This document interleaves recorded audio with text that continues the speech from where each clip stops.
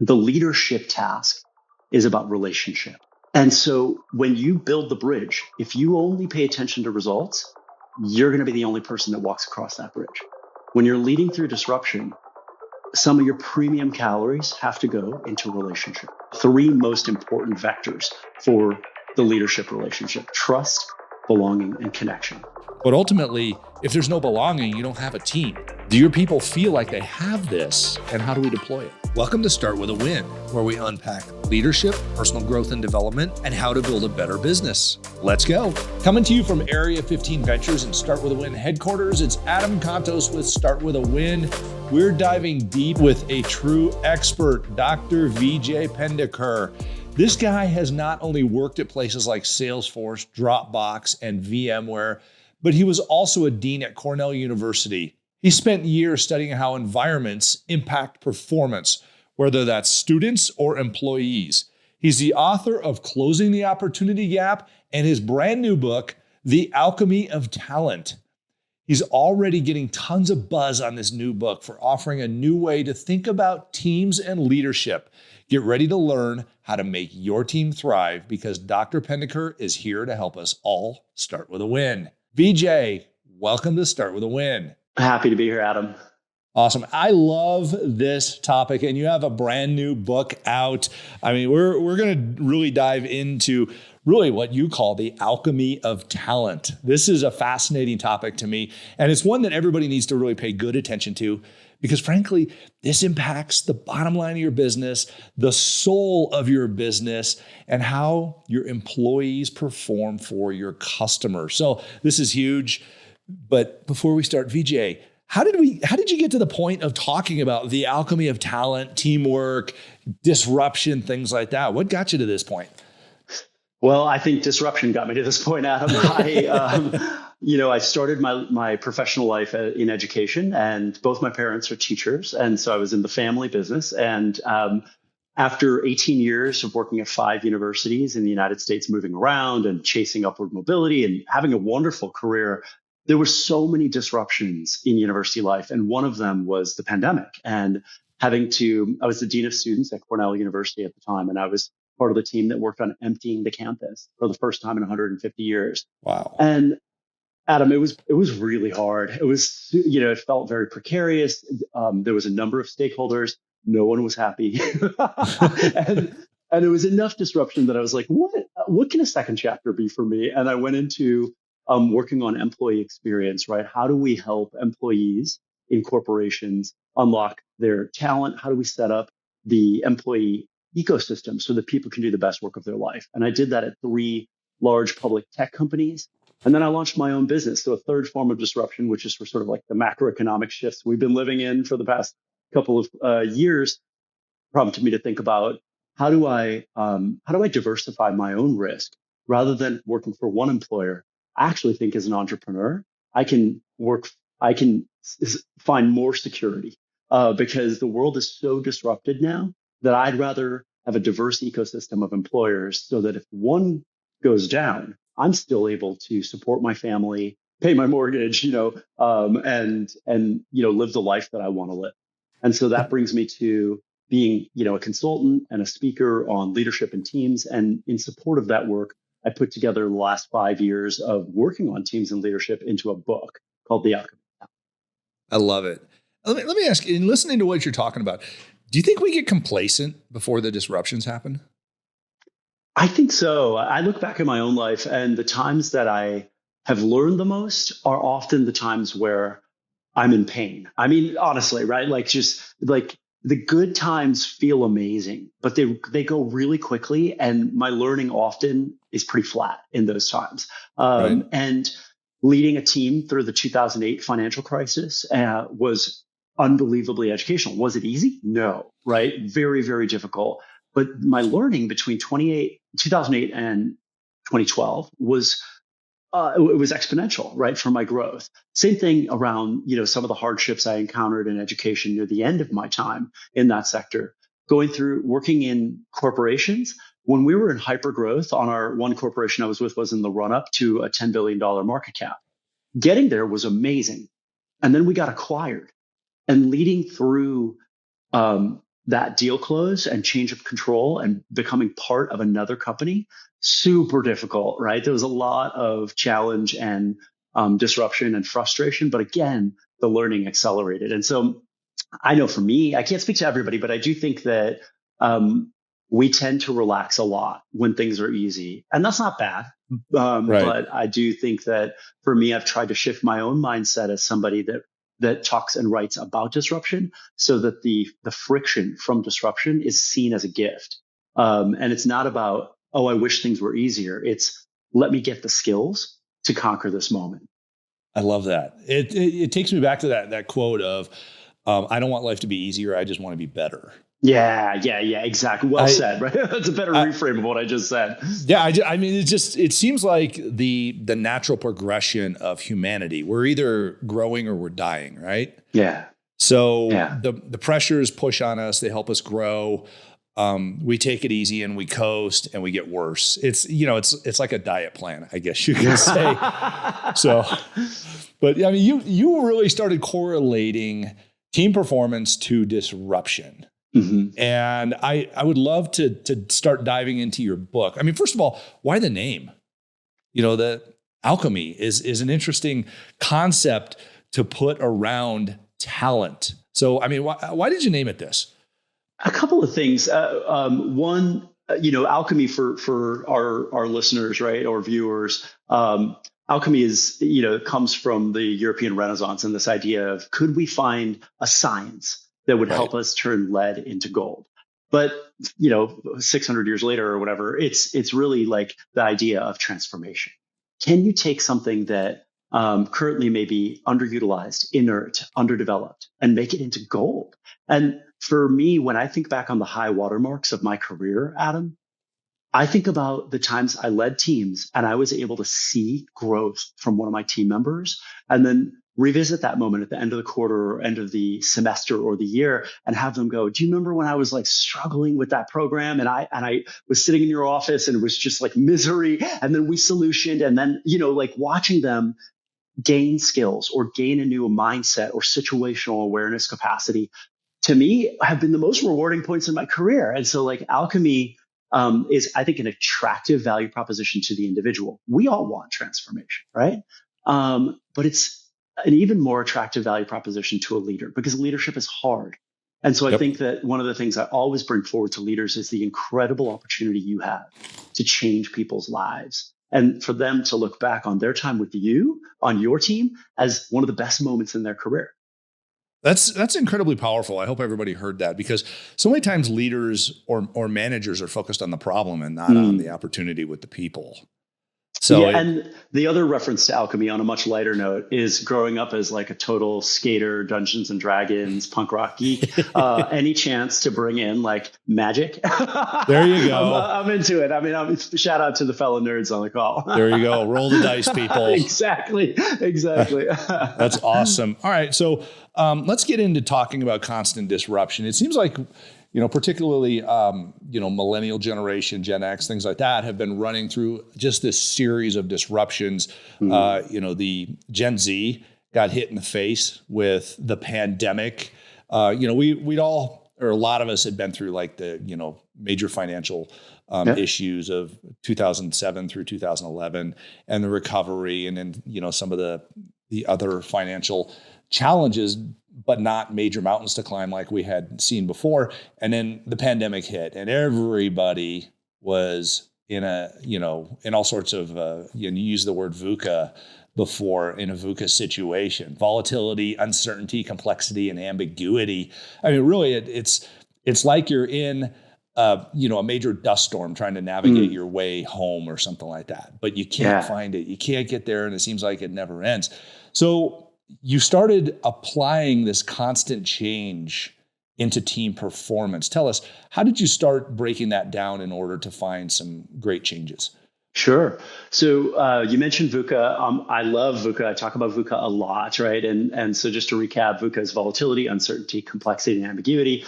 Adam, you share often with your listeners and your viewers that you have a military background. It comes from the military. It's a term from the U.S. military and the military college, and to describe a rapidly changing state of play.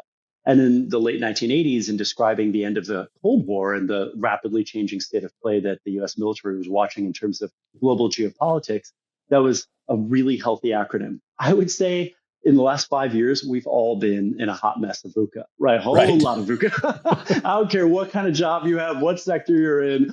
And so for me, if I'm writing a book about leadership and teams, the first thing you do is you start by reading a whole lot of books on leading teams. I think that's a responsible thing to do, at least to figure out, like, how do I have an original point of view, right? To add to the body of knowledge.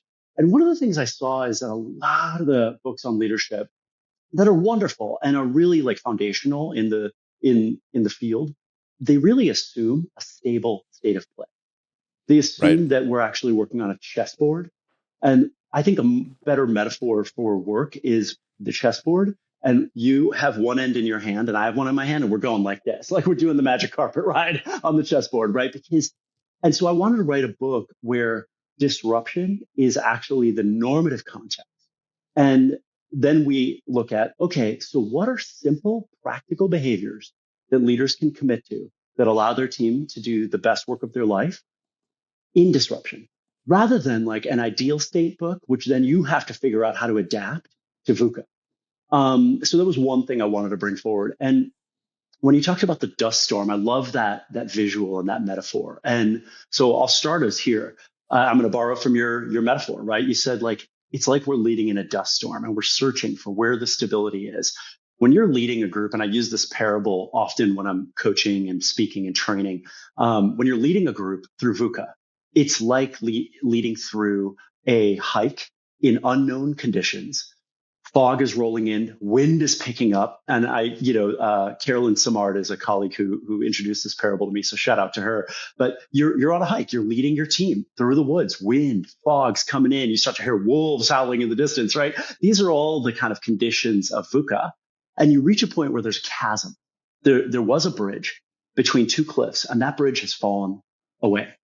And you turn to the team and you go, we have to build a bridge.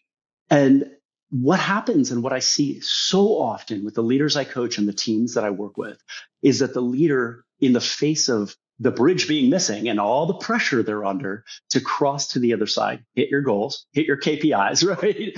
They put all of the calories in material cost, sequencing the project, who has the right skill, who's the engineer, who's the designer, right? Let's make sure we get everybody the role clarity. Let's do a RACI chart. All of that's important, right? But those are management tasks, and they're really aligned to an R word, results. The leadership task is about relationship. And so when you build the bridge, if you only pay attention to results, you're going to be the only person that walks across that bridge. When you're leading through disruption, some of your premium calories have to go into relationship. And so my book is not a management book. It's a relationship book. And it's about the three most important vectors for the leadership relationship: trust, belonging, and connection. In the research, Adam, these show up as like 5x, 10x multipliers on team performance when you're in maximum VUCA. And so this metaphor of the bridge, right? If you're going to be a leader that leads through disruption, you have to have a management mindset. Of course, results matter, but you also have to have a toolbox that allows you to inspire followership. And that's what gets people. When that bridge is built and you go, come on, team, and you just built a bridge really quickly in shaky conditions, well, they have to follow you across that bridge, Adam, right? So the relationship capital you build creates an amazing updraft for team performance. And your volume knobs on that relationship are trust, belonging, and connection. Awesome. And I'll tell you, this is an incredible, this trifecta of ideas you have here, the three most important parts: trust, belonging, and connection. So many leaders roll into a VUCA environment having not built that trust ahead of time. And we saw that during COVID. I mean, it was the perfect example of people going, I see my CEO like every 6 months, or I see him at the holiday party once a year or something like that. But the CEOs that were actively engaged with their teams, constant communication and clarity, being involved in the culture of the organization and displaying the values on a regular basis, those people were already present with that trust. So what recommendations do you have, since, obviously leaders you might as well consider yourself in constant VUCA, folks. I mean, it's not going to change. Yep. It's always going to be what we have to lead in. So Vijay, give us some recommendations how we can build and maintain that deposit, or that account of trust, if you will.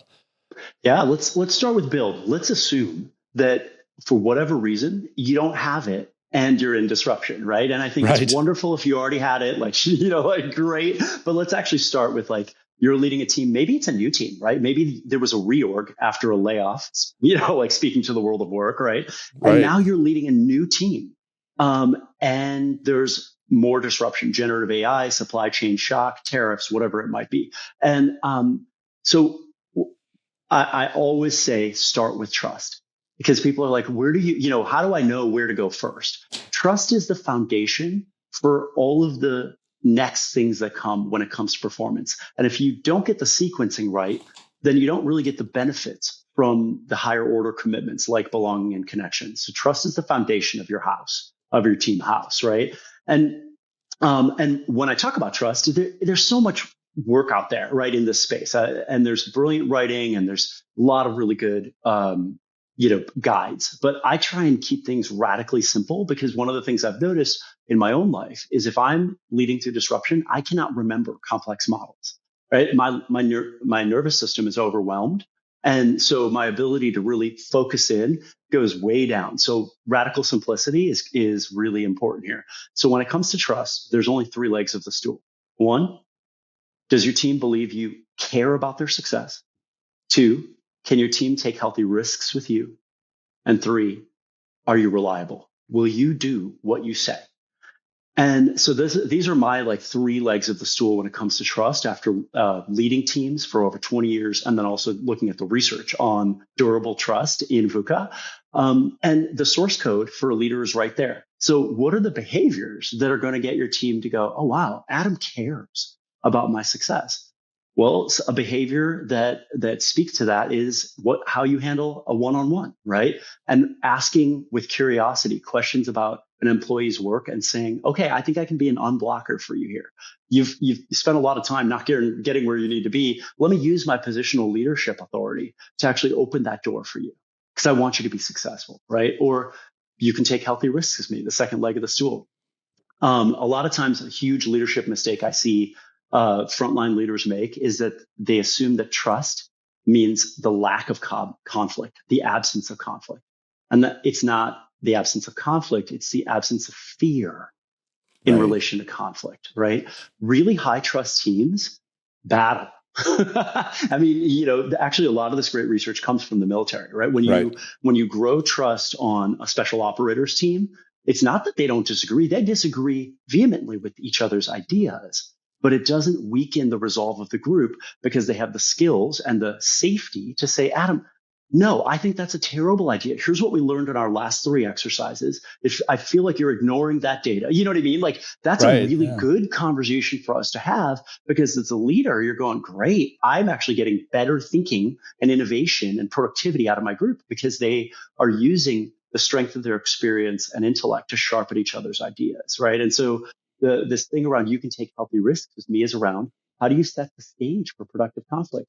By normalizing that. Team, I expect for you to come ready to engage with each other. And if all I hear is a bunch of yeses, it means we are missing out on the plurality we have in this room, on this team, on this Zoom call, whatever it is. And I expect for you to actually butt heads with each other's ideas without attacking the person, and know that this is what is actually going to propel us towards greatness, right? That's simple messaging you can give that is about healthy risk, right? And then the last piece of reliability, that's table stakes. If you're out here building safety and building, the sense that you can take risk without fear, but you are making all kinds of promises and not keeping them, there's no trust in that room. And we've all actually worked for people that say a lot of things and then don't do them. And you know what happens, right? Trust just withers very quickly, because you're not seen as somebody that does what they say. And that reliability piece is the third leg of the stool.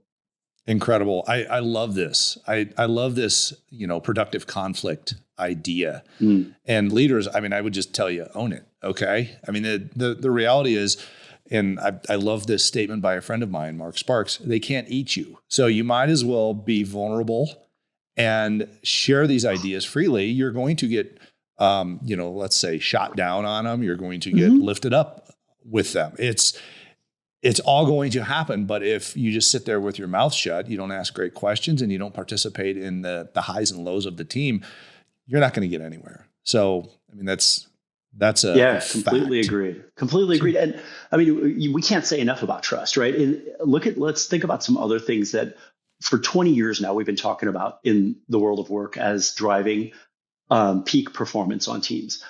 A team that gives feedback, right? We know that feedback drives continual improvement. Feedback is my willingness to say to you, Adam, I was watching you run that pitch deck, and I actually think slide 6 takes you way off track. And can we work on fixing it? And I've got some ideas, right? That's an amazing moment, right? For you to do a better job with the customer, for me to share my experience with you. And business leaders have been talking about feedback, but they skip the precursor, which is trust, right? It's and that's why in the book I call it a catalyst. Catalyst unlocks a secondary effect, right? And so the investment in trust unlocks the culture of feedback. Same thing around rapid decision making. One thing I hear from the businesses I work with right now is how can we make better decisions in chaos? How do we make faster decisions? Because what we're seeing is our teams, key mission critical teams, are getting stuck in consensus building. And this is a very natural gravitational pull in VUCA because the leader is going, I don't have all the information, because that's the nature of VUCA. You do not have all the information you need. My team is very disrupted, so I'm not going to make a decision because I'm worried about failing. And I have a huge amount of empathy for that, right? At the same time, leaders make hard choices. That's right. When one of the things that we talk about in work is, and in business, is disagree and commit, right? This is one model for making rapid decisions. So I need everybody to come together. We're going to steel man each other's ideas. We're going to push on each other's ideas. I'm going to listen. I'm going to say, okay, over the last 45 minutes, I've heard 3 good ideas. I'm going with option B, and I need you to back my play, right? This is a model for leading through VUCA.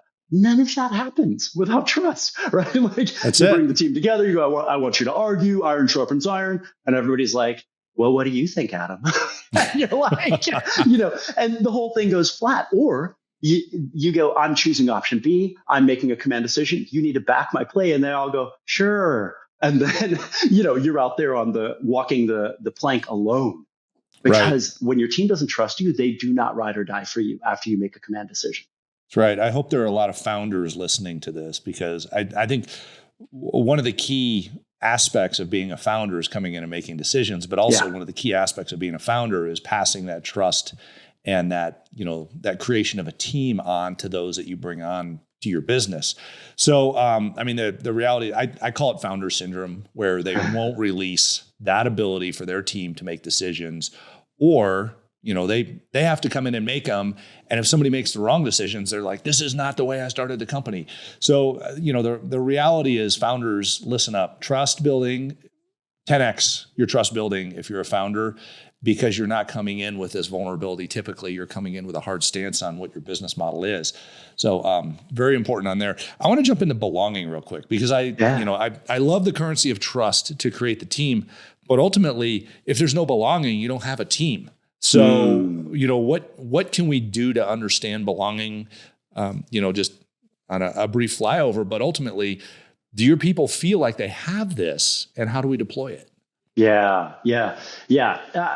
So there's so much chatter about belonging, and first let's clean up the signal chain, right? So belonging shows up in the public conversation in a variety of ways. It's oftentimes deployed as a need that some communities have, something we should invest in for specific groups. And there's a conversation to be had there. But more broadly, every human being has a belonging need. And for me, as a social scientist with a deep interest in behavioral science, I always go back to evolutionary biology, right? So over hundreds of thousands of years, Adam, we actually evolved to have a dependency on belonging. We have an internal compulsion to want to belong, because the drive to belong makes us form small groups or medium-sized groups. And that was really important for the survival of the species. And what we know about humans is that when we're pulled away from groups, when we're pulled away from meaningful connection, interconnectedness with others, we actually suffer immensely, mentally, spiritually, and physically, right? There's data on all three of those health indicators that when you are isolated, which is sort of the opposite of belonging, you just start to plummet in free fall. And I think think back to 2020, everybody has somebody in their life that had a really hard time in that first year. And oftentimes they were more isolated than others. So we have a fundamental human need for belonging, and leaders need to know this because you lead people through disruption.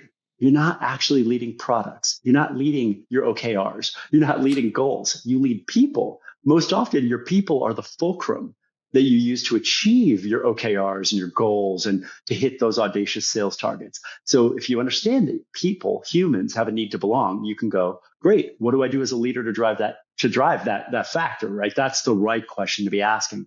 And so what I do in the book is I borrow from a definition that comes from a research think tank called Coquel, and I break belonging down into 4 micronutrients. Because when we talk about the word belonging, I think we can relate as humans, right, to the idea of I felt lonely before, I felt excluded. That sucks. I don't want that for my team. So what do I do? Well, let's look at the elements of belonging, the micronutrients of belonging. And there's 4.